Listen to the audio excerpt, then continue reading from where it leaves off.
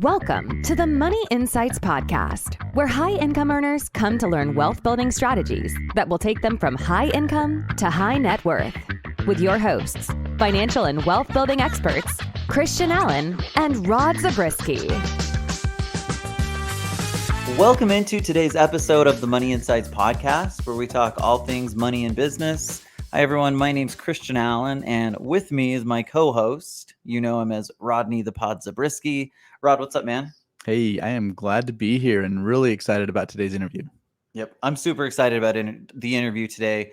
We had the chance to visit with and have a great conversation with Jay Steinfeld, the founder and CEO of blinds.com, who just has an incredible and vast array of experience. Like, the three things that kind of stood out to me was his energy, passion, and wisdom, right? Like, he didn't just have one or the other. He had a really great combination of both of those things. So as I was listening to the interview, I was feeling inspired, Rod, about how we can take our business to 50 million and 100 million, because that's what he did, right? Yeah, it's incredible. Absolutely. So anyway, tell us just a little bit about Jay and his background.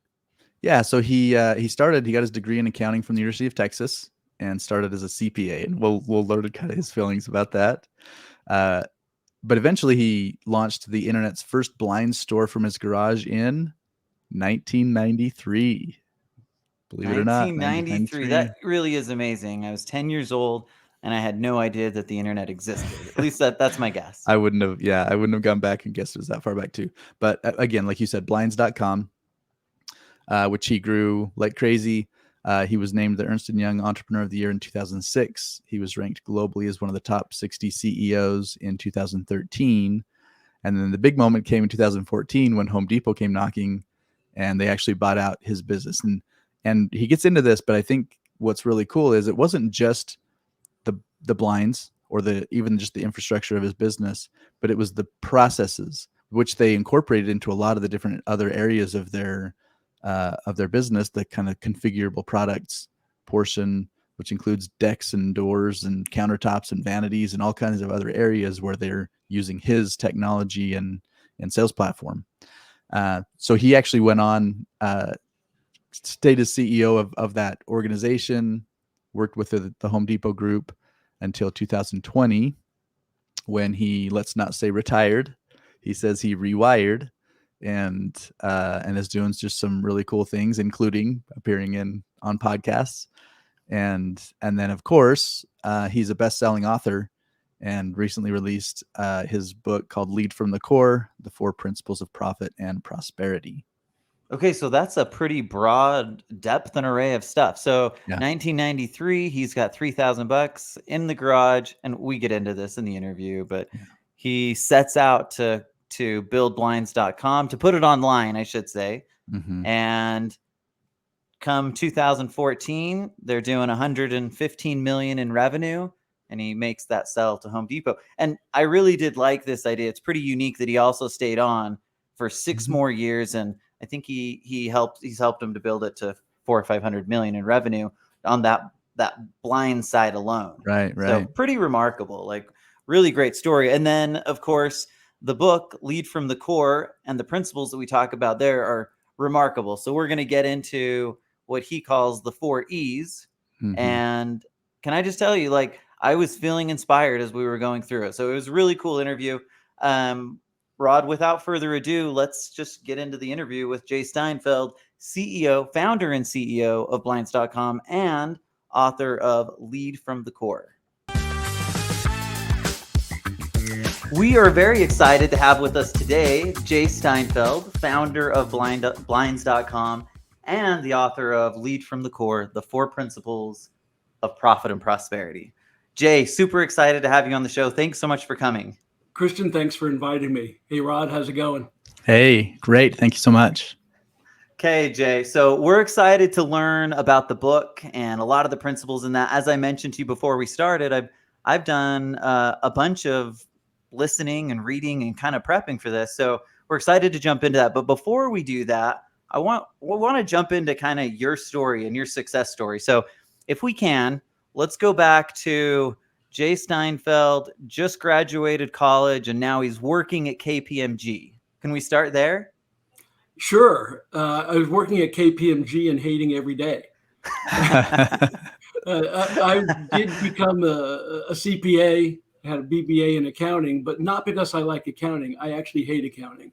I don't like counting other people's money. I don't feel like I'm creating things. I'm just sort of being a historian of what's already happened.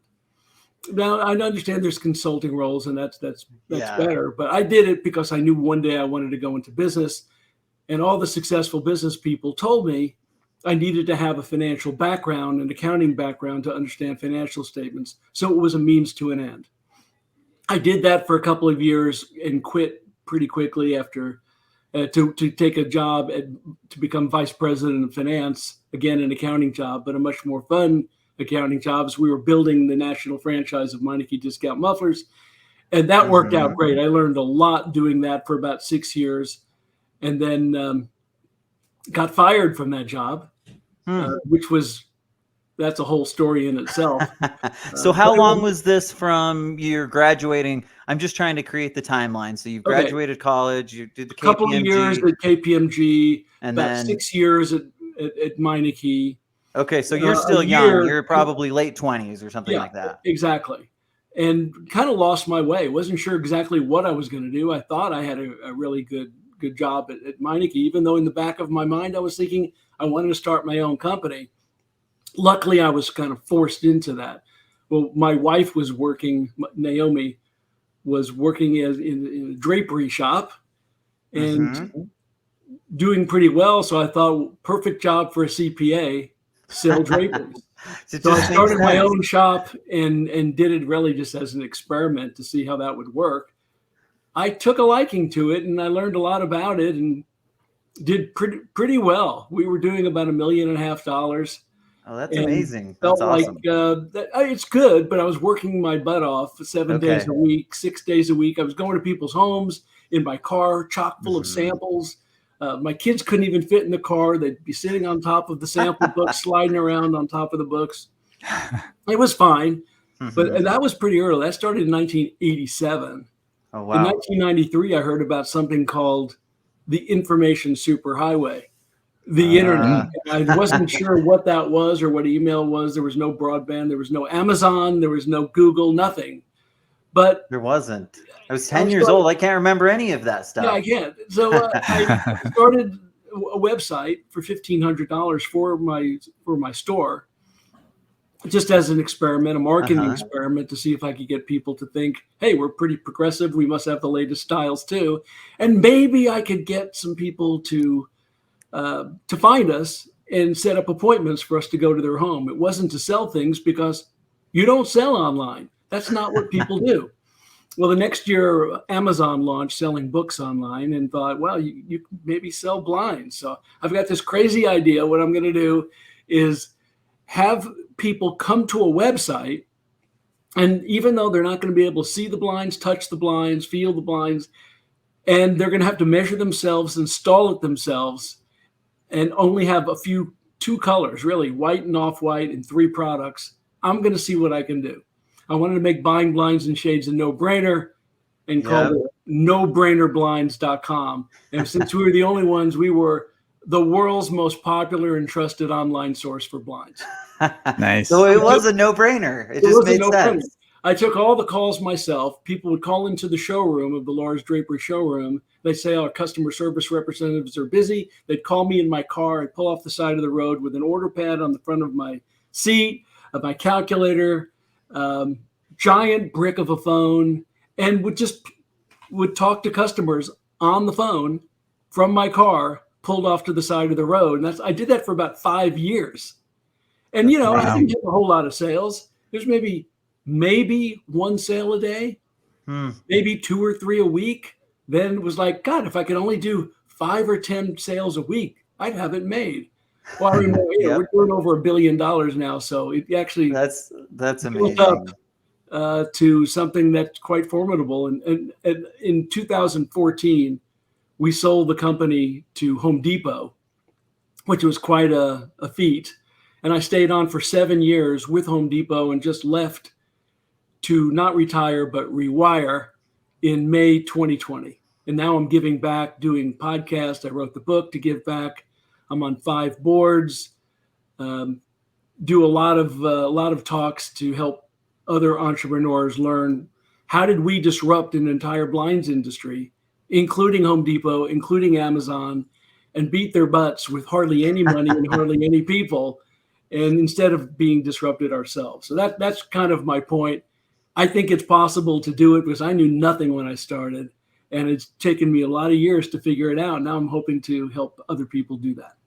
That's pretty much this whole story. You're like the model. You were like the model of efficiency, though. It's amazing to think about the relatively small amount of people. So you started in 1993 in the garage, and then 25 years later, or about that, sold in 2014. And you said you were doing what, like 120 million of revenue at that point? Yeah, at that point we were doing, I think, 115 million. We had 175 people.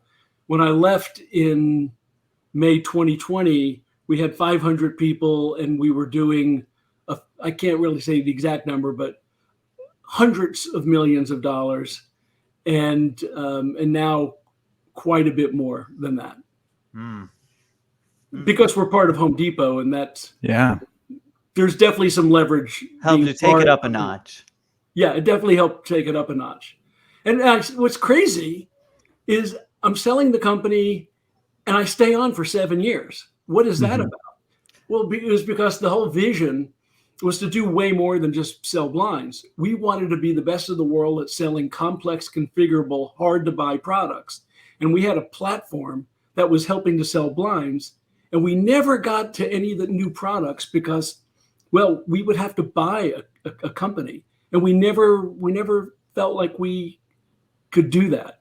We needed to keep our focus on our knitting, on what was really driving our business, our profit into the blinds market. But now with Home Depot, wow, we've got customers, we've got supply chain, we've got merchants, we've got all the tools and ingredients that we needed. And now the technology that we build with a handful of people is integrated into the entire Home Depot infrastructure in their 2,200 stores, being used by 500,000 associates, tens of millions of customers, selling products more than blinds, selling products like countertops, sheds, vanities, custom decks, custom doors. Why would you leave when you're actually making that much of a difference? It was very cool, and we were making a difference in transforming more than blinds. Yeah, well, that's what it's fun. Yeah, that's what I think is really cool. Is I mean, you were a pioneer. You were a pioneer just for the fact that you were doing it on the internet. But it sounds like it's more than that. It's more than just selling blinds on the internet. So maybe we can try to unwrap some of these pieces that you talked about. Sure. Because as you were talking about being on the internet, but still taking orders by phone, right? So us now today in 2022, thinking about ordering on the internet, we don't think of it in that same way. So you obviously came a long way. No, we still take a very high percentage of sales by phone. Okay. It's actually one of the secret sauces that we have. We have multiple. But the fact is that our culture enables us to keep our people. We have extremely low turnover rate. Forget Great Resignation at blinds.com, 8% turnover. People stay, and we can get into this if you want about the culture and how we retain people and how we attract people. But the fact is, for this purpose, we did keep them, which meant we could invest in them. We could help them develop.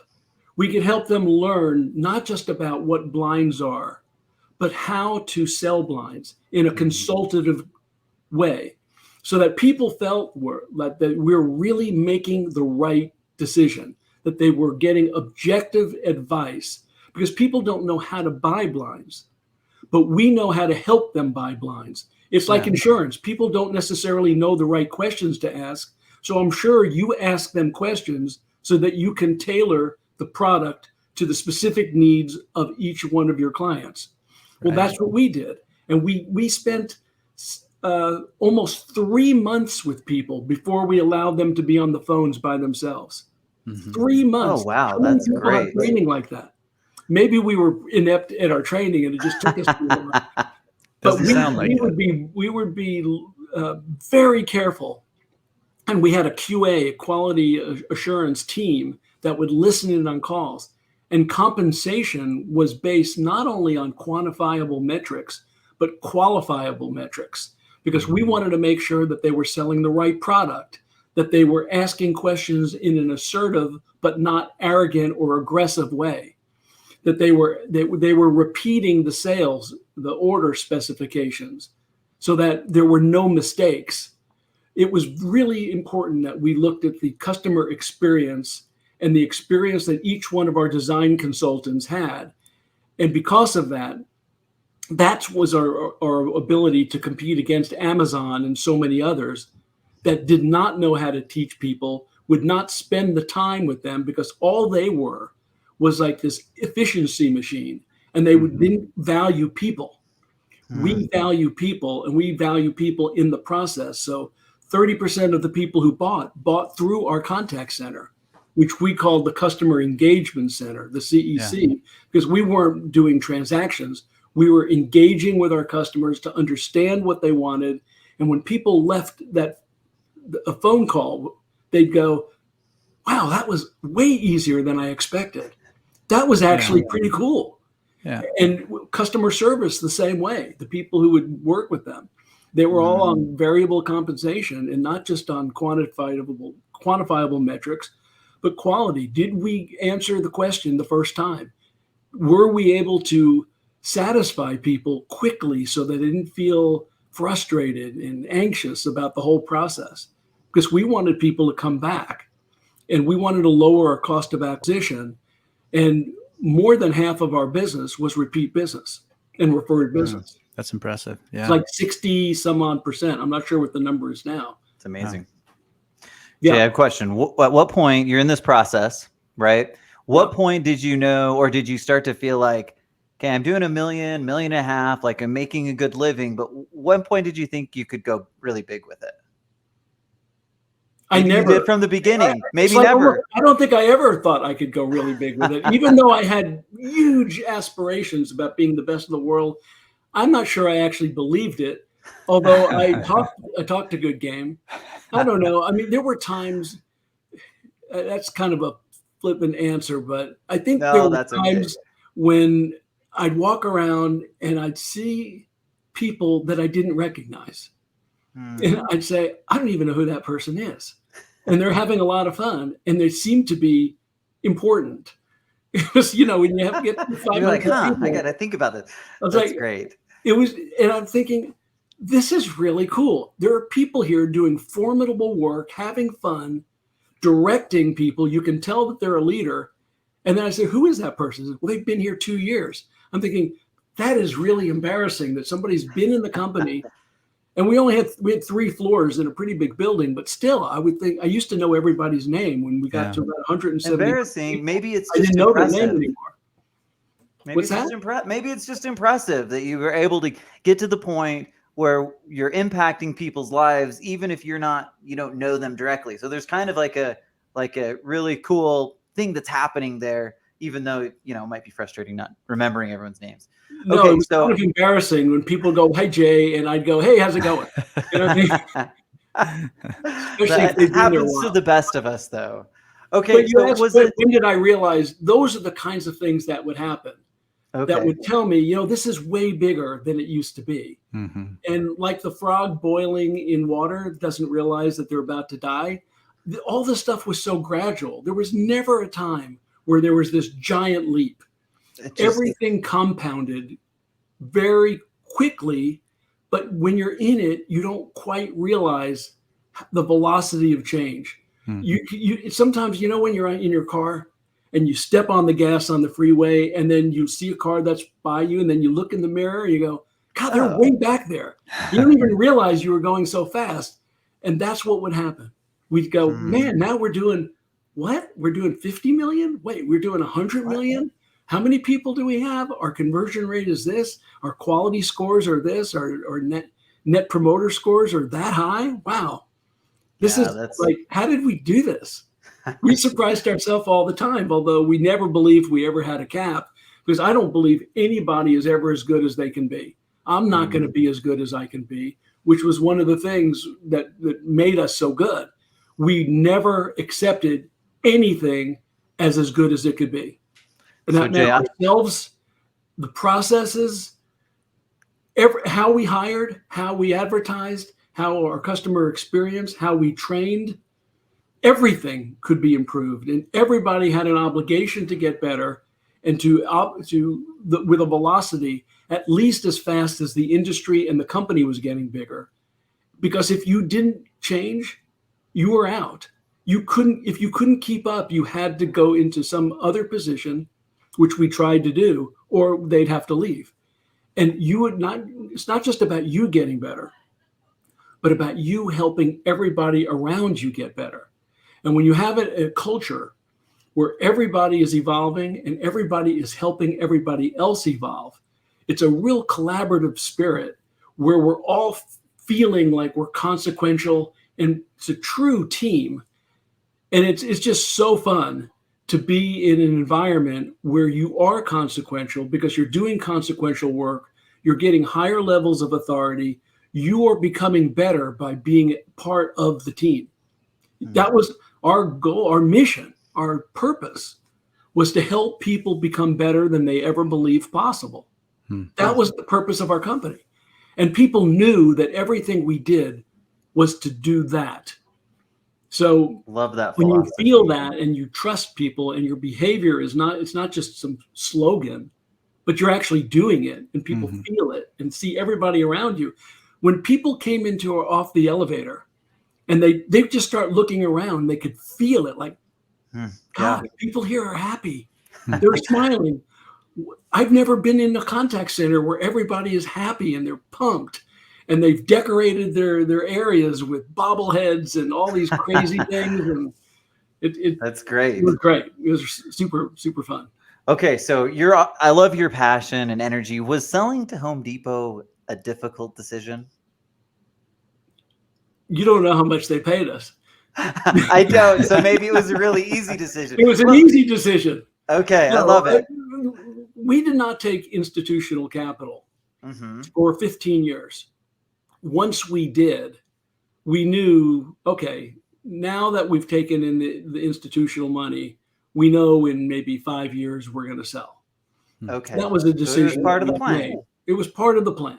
Yep. And everything we did was geared towards building a company of sustainable, defensible value. And we ran it almost like it was a public company. I mean, we had great records. We had audited financial statements, lots of processes, great governance. We had an independent board.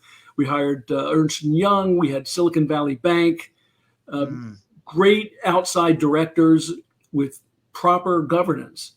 So we ran it as almost like a public company. Yeah. Not having all the Sarbanes-Oxley and all those types of things that would be needed. But when you run it well and you have great organization, at some point, people are going to come knocking. And if we're the leader by far, then people are going to go, they're going to be I'm knocking annoyed on your door, right? Why they're, we're like this pesky upstart company. And Home Depot and others, Lowe's, were looking, and Home Depot made us an offer we couldn't refuse. And it was a great decision because being part of Home Depot has been great experience, super awesome. I mean, the CEO at the time has endorsed as a cover endorsement of my book. Last week, Home Depot, this is now 2 or 3 years after I've left the company, Home Depot has used my book to create 6 learning modules to teach entrepreneurism to its associates, to its leadership team. So you got 5,000 people that are looking at the book and my principles that built blinds.com. So I'm still making a difference at Home Depot, and that is super gratifying to feel like you're still making some significant difference in other people's lives. Yeah. So next I want to ask about 2 really critical, maybe transition points for you. Hey, sorry for the interruption. Just wanted to let you know that you can take the F3 assessment right now over at moneyinsights.net. And after the short 5-minute assessment, you'll get specific recommendations that will help you move from high income to high net worth. Enjoy the rest of the show. First one is when you were acquired, but like you said, you stayed on and you were now implementing not just the blinds, but the system that integrated with all these other parts of the business. And then secondly, when you decided to leave Home Depot. So talk about those really two big transitions and kind of how it affected you and how it maybe molded you to where you are today. Well, when I sold the company, of course, there's some trepidation. You want to stay. Sure. You feel like there's going to be some really good opportunities, but you hear about all the horror stories of CEOs or anyone who started a business, sells it to a big monolithic company, and then just gets gobbled up and swatted away. And the whole spirit of what you did and the fun just the culture, all of that. Yeah. All the culture. So the culture remained. Wow. One of the great things about Home Depot is that they said, we have a habit, like almost all big companies, of gobbling people up and just tearing them apart. You need to speak up and tell us if we're doing anything that has these unintended consequences.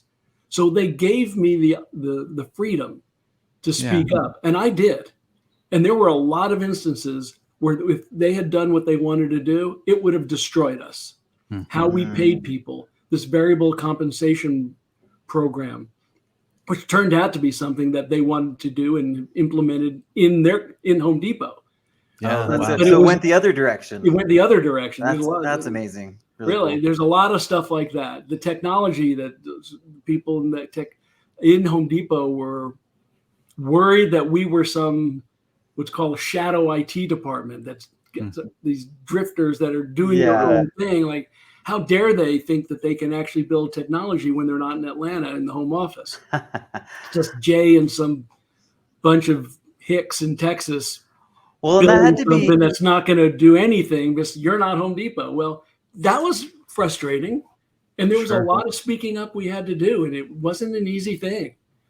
But we realized that our love language, familiar with the book Love Languages by Gary Chapman? Well, in business, there's basically 3 love languages. There's operational efficiency, there's product leadership, and there's customer intimacy, as written in the book Discipline of Market Leaders.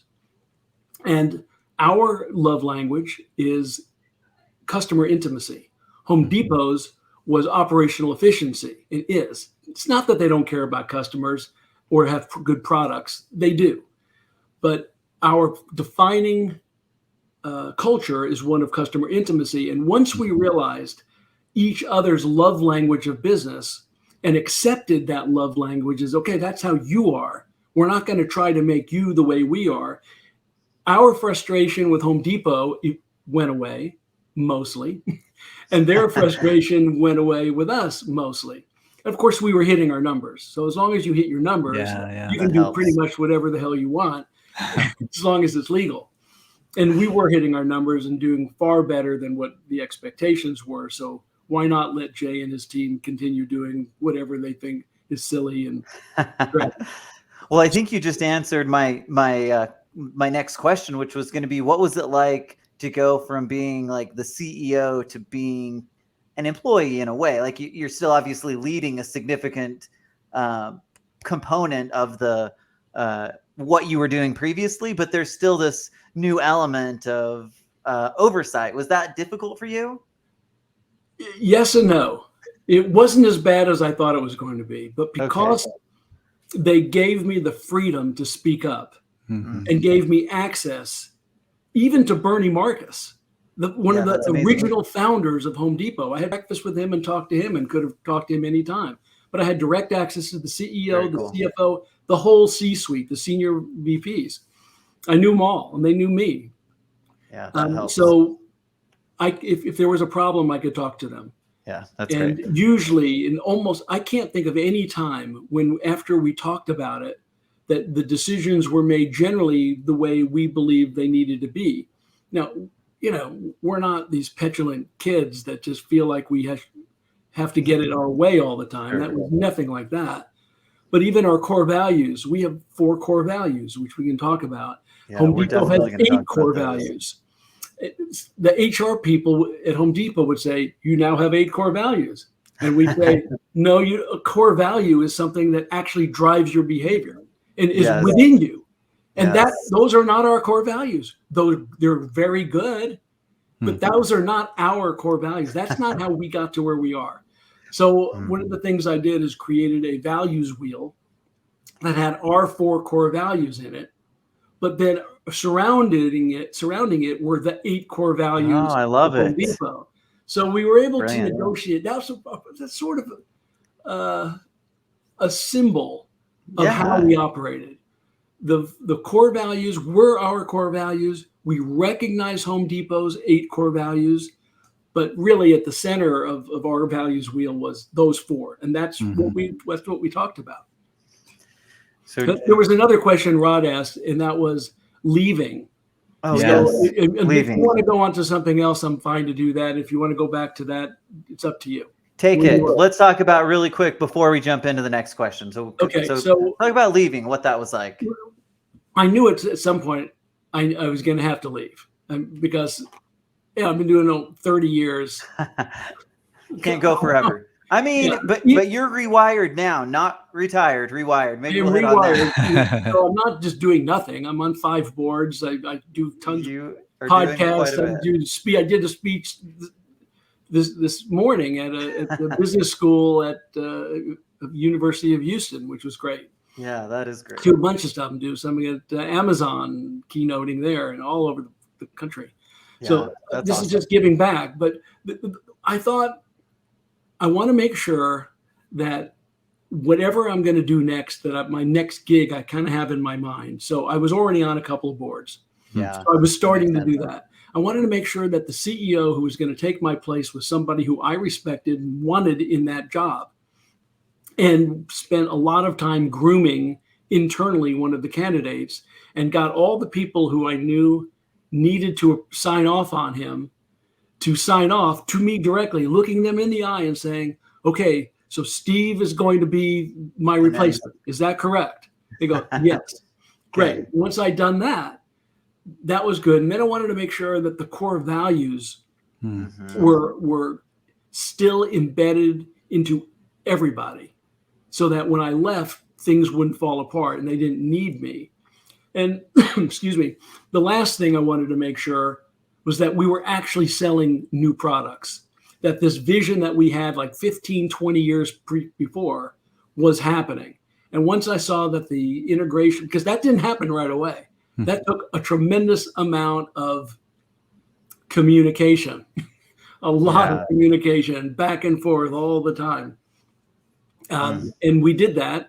And once I saw once all 4 things were happening, I knew, okay, it's time to go.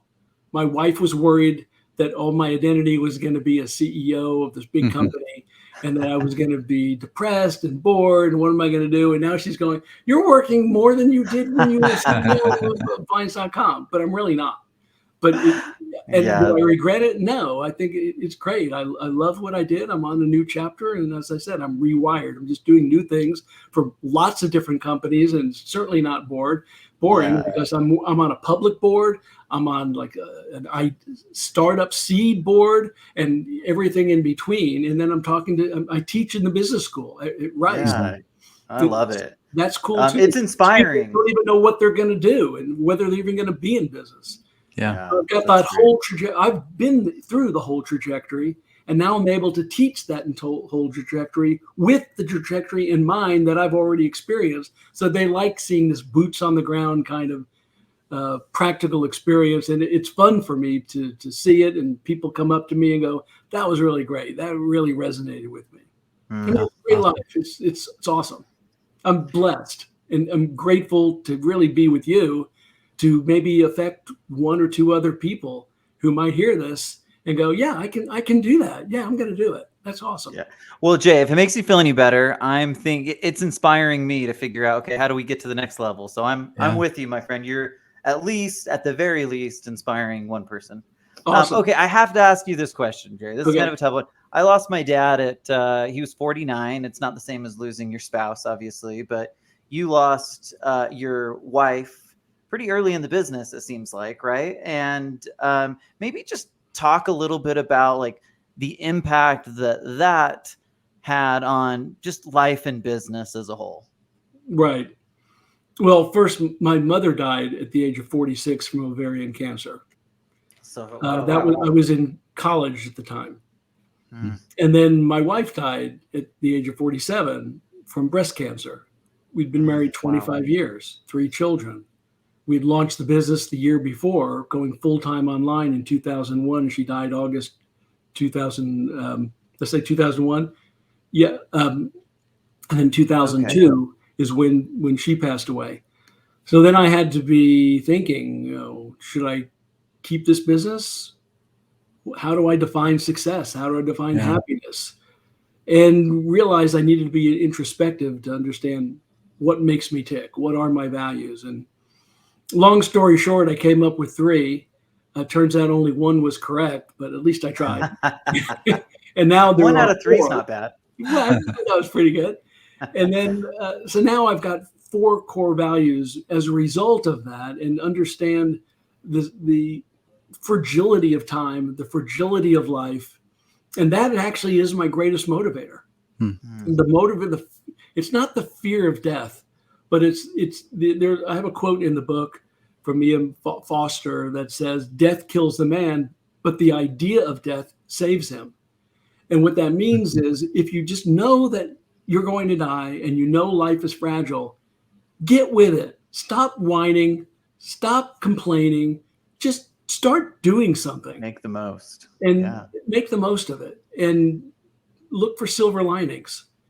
And that's what I did. And that's what I've done. And my silver lining is that we were able to build something of real significance. And the people who were in the company have now gone on themselves to build some really amazing companies, or to be senior vice presidents other places, or CEOs some places, or just start little small companies, but they're on their own, independent. And that motivation and seeing people become the best that they can be, better than they ever dreamed possible, which was always our mission, is quite gratifying. And that's really, it was unfortunately through those deaths that I understood myself better. And it's kind of a tricky topic, because you wonder, if my mother and wife hadn't died, would I have been this successful? I don't know. It's a tough interesting question. I try not to even think about it. Yeah, that's tough. Well, thank you for being, open and authentic about it. I know that's a tough topic. I think that's a really good transition to the next question, which is Christian was telling me about something he heard where you had talked about your definition of success. What I'd love it if you just share what's Jay Steinfeld's definition of success. Yeah, and first, one of the things I do is I read a lot, and I read about successful people, and I find out what their definitions of success is and how they define success, and try to have some context for how I might want to think about it. But here's where I've ended up. Success to me is, of course, it's successful to sell your business to Home Depot and make that money. Come on, that's successful. To do $100 million in sales, that's success. Have a profitable business, 500, that's all. But the definition of real success for me was being in the process of getting better and helping other people get better. Because that way you can be successful every day. Yeah. If you just get better or help one person get better at anything, that's success. You can be actually successful multiple times during the day.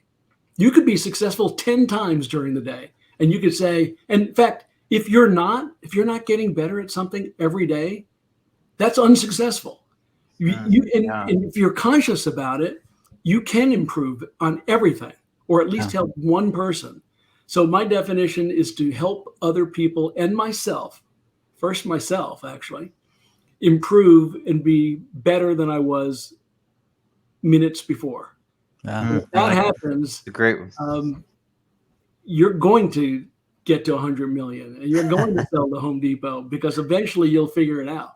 I love it. I like it. Okay, so Jay, I want to pivot a little, and really that definition of success transitions perfectly into talking a little bit about some of the principles from the book, Lead from the Core. Maybe just talk about the 4 E's. Just go through, talk about the 4 E's, these core principles, and just talk a little bit about how you came up with them, where those came from, why are those your core values?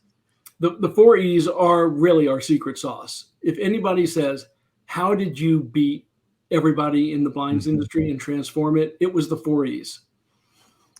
They all start with the letter E. Yes. 4 E's. Yes. First is to evolve continuously. Now, we've talked about this already. You have to evolve, and everybody around you has to evolve. Everybody has to help everybody else evolve. That means every stakeholder. It's you, it's your department, it's your service providers, it's your accountants, it's your life insurance professionals, it's your investors, and of course, it's the whole company and it's your customers. So if everybody is helping in your goal in the community, if all you're thinking about is how can I be better and how can I make everybody else get better, can you imagine how much better your company is going to be and how little you need to do to make it better? Because everybody is just doing this automatically. I call it autonomous excellence. The company is just building without, all you're doing is establishing the right environment and making it safe for people to evolve and to take chances. And that means the second E is experiment. Experiment without fear of failure. I'm risk averse. I don't like taking chances, but I take lots of chances and little ones that if any of them fail, it's no big deal. The downside risk is always safe. But if I do it super fast and do a lot of them, then I will get some stair-step improvements because we're going so fast at experimenting. And in even how you prioritize what experiments you're going to make is really important. You need to have a system for doing that. We can talk about that if you want, but I'm just going to go through the 4 E's right now. Yeah, that's great. So experiment without fear of failure and making people feel safe that they can experiment. We had these 2 giant test tubes, 5-foot tall test tubes, about 1.5 feet wide. And in one test tube was all these marbles for all the experiments we did that did not work. It was full of marbles. The other test tube, and we had these giant test tubes made. Jay, I was going to ask you what your, I have a question at the end and you just stole it from me. So I have to say it. I was going to ask, why the heck does blinds.com have giant bongs in their Yeah, office? they were made by a bong member, a person who makes bongs, because I mean, he knows glass. I loved the concept though. Just really interesting. Not only are you saying, hey, do this, you're like living this idea of it being willing to be experiment without fear of failure. Yeah. But that's what core values are, not just aspirational ideals that you put on the wall and in a plaque. It's not something that you say, this is what we aspire to be. A core value is what is your behavior. You may think it's something else, but it's nothing more than what your behavior is. When you get up in the morning and you say, I want to get better, well, that's a core value. If you say, God, I'm going to need to get better at that, that's not a core value. That's just something that you're having to do because you know you have to do it, but it's not what really drives you. It's not what drives your motivation every day. So if you're thinking about your own core values, make sure they're actually what you do and what you believe in and what has made you successful. Okay, so the third one, and then that second test tube of the test that did not work was only like 25% full. So people saw, and everybody who walked in saw these giant test tubes in front where they'd say, wow, they're just now epitomizing and illustrating in vivid color that they experiment without fear, and most of their experiments don't work. Because if all your experiments work, you're not experimenting. You're just think you're experimenting, but you're not, because experiments generally don't work. And you have to be proud of the ones that don't work. What'd you learn, and that kind of thing. The third E is to express yourself. Give people not just the freedom, but the requirement that if you're thinking, I mean, we're paying you for your brain. So think and talk and tell us what you really think. Tell us about experiments that we can do. Tell us about where you think we need to evolve, and say it in a way that's candid and respectful, and we'll listen, and we're going to do something about it. We may say, no, we think it's not a good idea. Or we may say, we did do that. We've tried it and we've looked at it all certain ways. Or we may say, it's a great idea, but we've got 10 other great ideas and it's number 11 now. And we'll let you know when we get to it. And then you tell them, we finally got to your idea and it worked, or it didn't work, or whatever. So express yourself. And this gets into diversity, because when you hire a diverse workforce, you're getting people with diverse opinions and diverse backgrounds and diversity of opinion. And you get more data points, you make better decisions.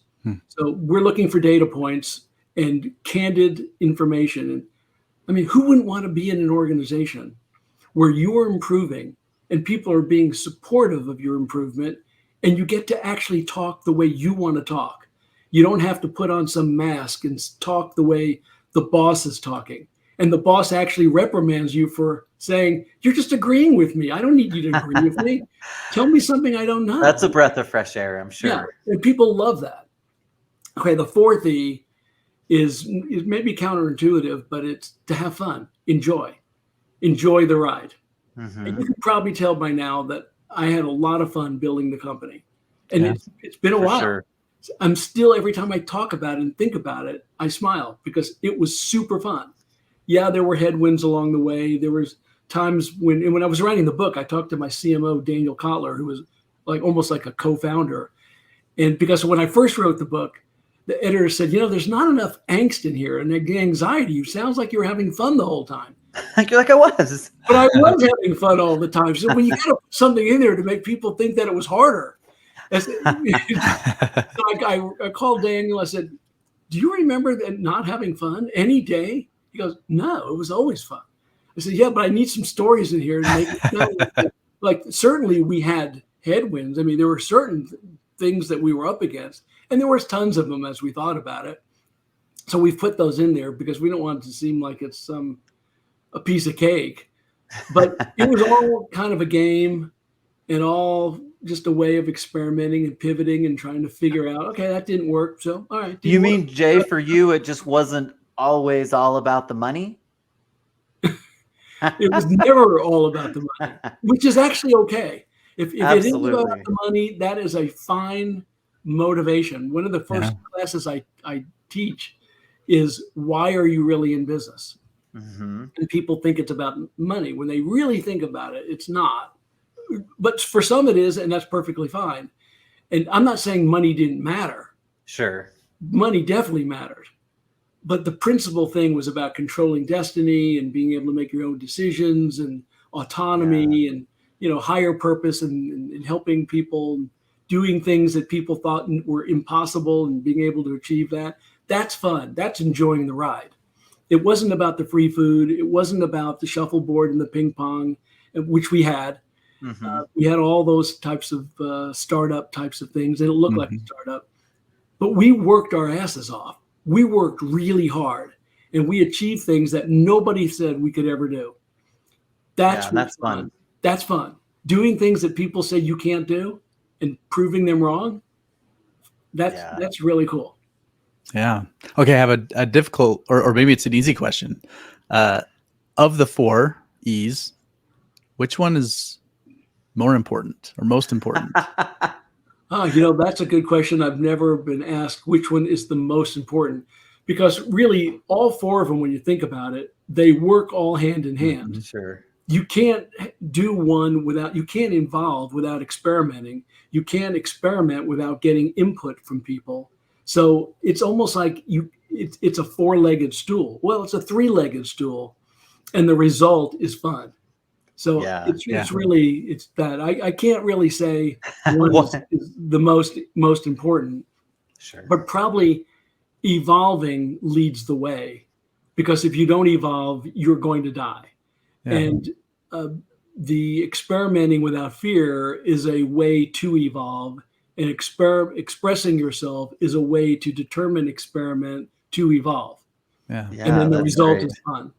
And in the end, everybody is becoming better than they ever thought possible. And you're developing a culture where people want to be, and you can therefore retain them, and you can attract people, even if you're not paying the most amount of money.